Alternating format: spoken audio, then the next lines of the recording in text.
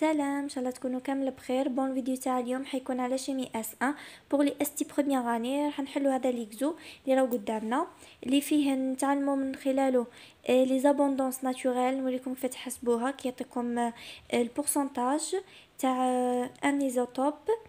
بون نبداو.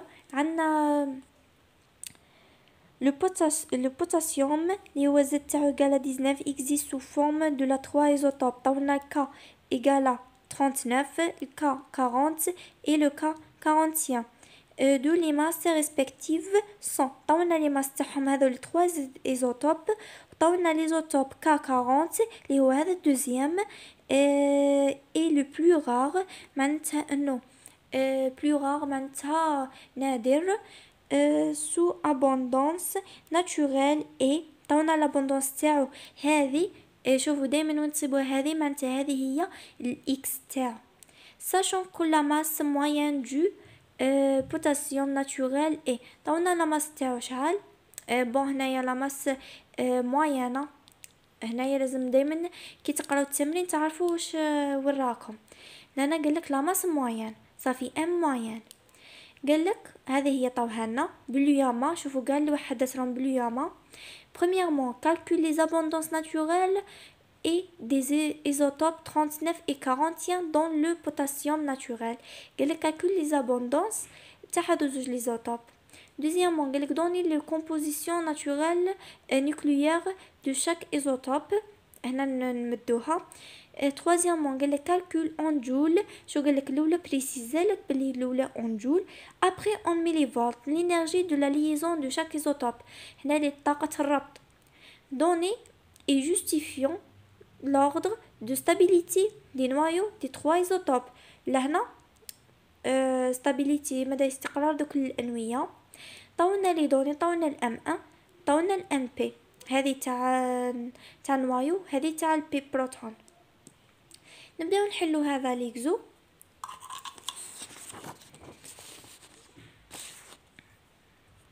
عندنا قالك الاولى كالكول لي زابوندونس ناتورال. هنا نعرفوا القانون تاعو اللي هو ام موين ايغال لا سوم. بون هكا لا سوم نمشيو نعاودها. عندنا لهنا ام موين ايغال لا سوم تاع الام اي في الاكس اي هكا سور 100. هذا هو القانون تاعو.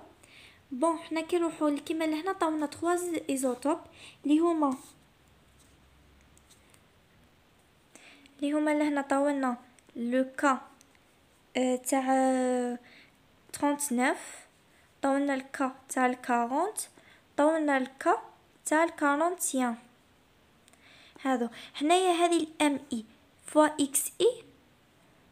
هذه الام اي فوا اكس اي دائما ندوها على حساب هذو لي زوتوب اللي يعطوها لنا.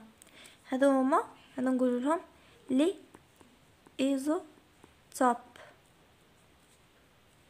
فهمتوا صافي اللي هنا ام موين ايغال لو ام واحد تاع هذا الاول اكس واحد بلس باسكو عندنا لا سوم ام دو اكس دو بلس ام 3 اكس 3 سور 100. هذه من جهه واحده اخرى طاولنا نعرفوا كو لا سوم تاع هذا لي زيكس اللي هي x1 بلس x2. هنا على حسب قلت لكم ما يعطونا كما هنا طاولنا 3 صافي ندير 3 لي زيكس ايغالا 100%. حنا دوك في ذلك انا دوكا قالك حوسي لي على لي دو دوك لي زوتوب.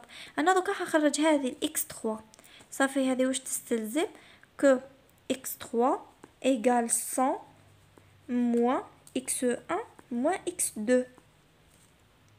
هكا. وحنا ديجا هذه الاكس 2 راهي عندنا اللي هي طوهالنا 0.012%. نروح نعوضها لهنا صافي تولي عندي x3 ايغال 100 موان x1 موان 0.012. صافي نلقى x3 ايغال 99.988 ناقص إكس واحد. هذه هي العلاقة اللي صبناها. هذه وقتاش نستعملها؟ هذه نروح نعوضها لهنا وين كاين الإكس 3 بنقص على روحي الحسابات. صافي تولي عندي ام موين إيجال ام واحد إكس واحد بلس ام دو إكس دو بلس ام 3. هنا في بلاصة ندير إكس 3 ندير هذه 99.988 ناقص إكس واحد. ما ننساوش قلتلكم سور 100. ومن بعد حنا ديجا في المعطيات طاولنا ام موين شحال تساوي باسكو هاهي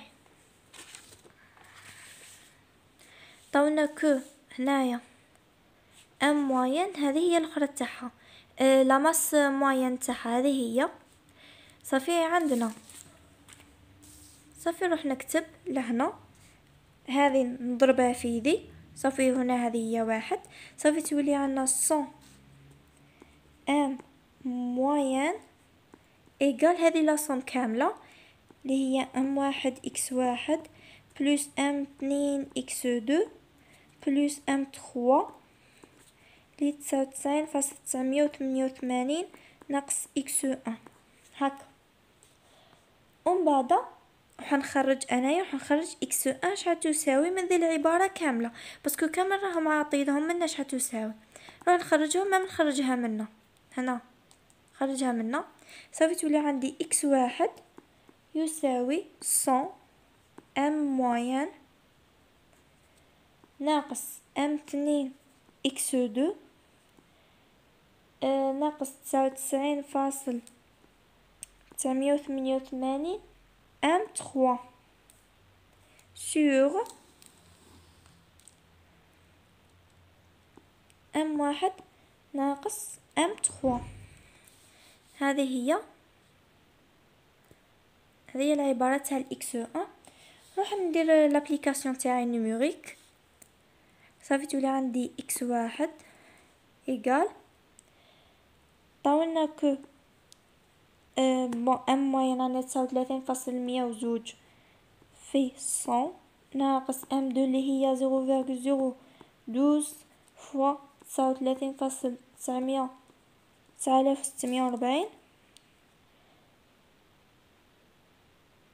ناقص 99.988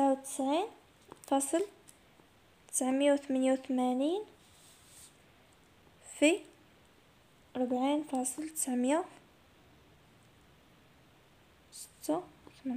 هكا. كما راكم تشوفوا نقسموها هذه كامله. صح لي كالكول كشغل تحسوا بلي راهم بزاف بصح معرفه نو.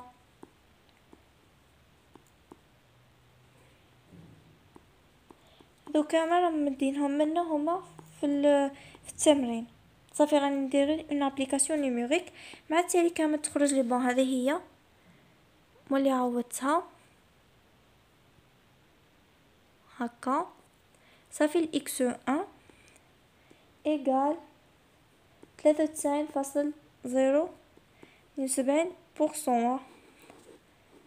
هاك. هذه الاكس 1. ومن بعد واش نروحو نديرو؟ ديجا حنا طاولنا هذيك ليكواسيون هذه اللي خرجناها شو ناقص اكس 1 نصيبو اكس 3 نروح نعوضها فيها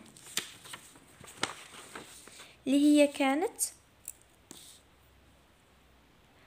هاي. من انا بعد ما عوض باسكو انا حسبت الاكس 1 من بعد رحت عوضتها ديريكت باسكو ديجا عطاتني هذه الريزلت تاعها تاع اللي صبنا دوكا نصيبها 6.916. صافي كون عندنا في 3 والاكس 2 طاو هنا هي 0.02 كان انا نكتبها ولازم من هنا كيف تسحقوا. شوفوا عندنا اكس 1 صبناها هي 93.072%. الاكس 2 طاو هنا هي 0.012% والاكس 3 ايغال نا اكس 3 ايغال 6.916%. لازم كي تجمعوهم هذو ثلاثة لازم تصيبوا 100% ولا زعما 99.9 هكا. المهم بالتقريب لازم تكون 100% كي تجمعوهم بتعرفوا بليكم صح. لا 70% ولا عرفوا بليكم غالطين في كاش ايتاب ولا في الاشاره واحده من الزوج. بون هذا بالنسبه للسؤال الاول. نروحو دوزيام كاستيون اللي قالك لي كومبوزيسيون كومبوزيسيون نيكليير. هنايا واش معناتها كومبوزيسيون؟ محسوب تروح تكتب لي البي والان واش تساوي. عندنا دوزيامون لي كومبوزيسيون هكا نيكليير. هنايا باه ما تسلفش راح نرسموها طابلو هكا، نكتبو فيه عندنا كا 39 عندنا كا 40 وعندنا كا 41. نروحو نكتبو فيه البي والان، عدد البروتون وعدد النيوترون هكا. ولا هنا راكم تقولوا كمان بلي الزد ما طوهاليش. لو كان زعما تزيدوا تشوفوا واش طاولك في بدايه التمرين، طاولنا كو لو زد ايغال 19. هاي زد ايغال 19 صافي كامل لي ايزوتوب زد تاعهم سي 19 باسكو قالك راهم عندهم نفس ليزوتوب نفس الزد تاعهم شلون ما يتبدلش. صافي لهنا البي تاعهم هو نفسه عدد الزد اللي هو 19 مي في الان حنا نعرفو كو الان هي الأ موان زد. هذا هو الان. صافي كيما الان الاولى تاع صافي تاع الكا 39 واش نديرو 39 موان 19 نلقاوها 20. صافي لهنا تكون 20 هنا 21 وهنايا 22 هكا. هذا هو لي كومبوزون اللي راهم عندنا. دائما توجور هكذا الطابلو. بالنسبه للتروازيام قال لك كالكول اون جول. شو قال لك اون جول قبل، من بعد كاينه اون ميليفولت تاع لينيرجي de la liaison de chaque isotope, l'énergie de liaison. Troisièmement, l'énergie de la liaison. هكا l'énergie تاع la liaison نعرفو حنا كامل القانون تاعو que l'énergie هي دلتا اللي هي EL حق EL égale دلتا M fois C au carré اللي هو دلتا M اللي هو هنايا كما راكم تشوفوا دلتا M égale Z M P Z في الام بي زائد A moins Z M N. هذه أنا في ذاك السي ونقصولو هنايا قبل ما ننسى نقصولو الام تاع ذاك الاكس اللي راهو عندنا هكا.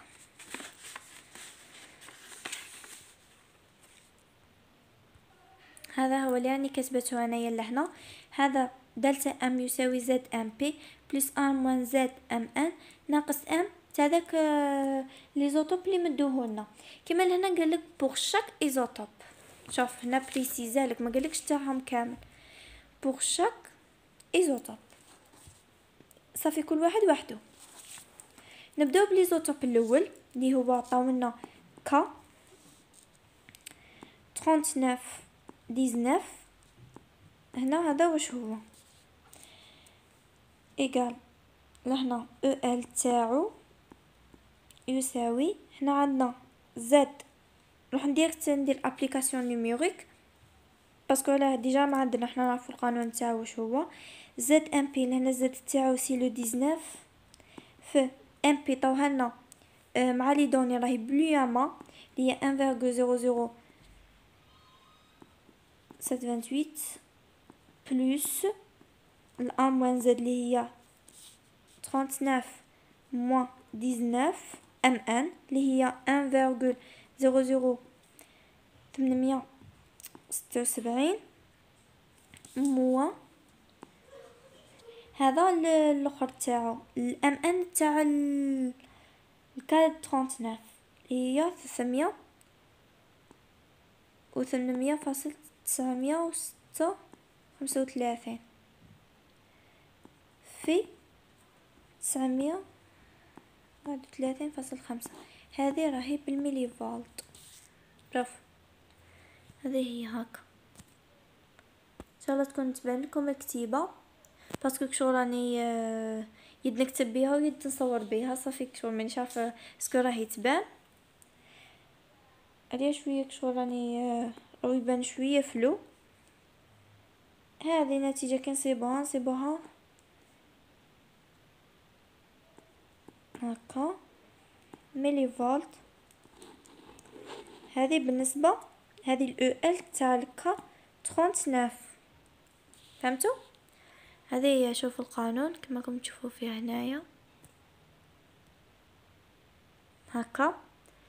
هذه 324.96 ملي فولت ياك. دوكا نروحوا لكا واحده اخرى اللي هي كا تاع 40. بنفس الطريقه نلقاو بالاو ال تاع الكا 40 ايغال. نعطيكم ديك النتيجه 500 لا 300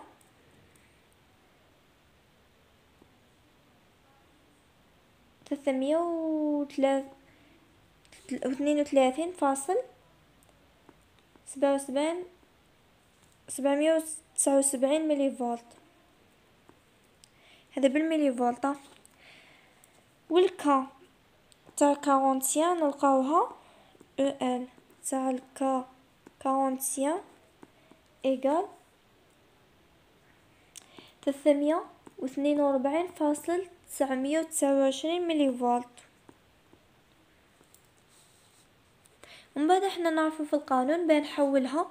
شوفوا دائما نضربوا شو هذه الملي فولت كما في الاولى صبناها الاو ال تاعها تاع الكا 39 باسكو قال لك اون جول صبناها هي 324.96 ياك.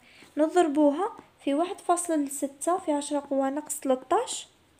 هذه بنصيبوها اون جول هكا اون جول صافي. هذه كما الاولى نعطيكم القيم تاعها اللي هي 500.19 في 10 قوة موان 11 جول.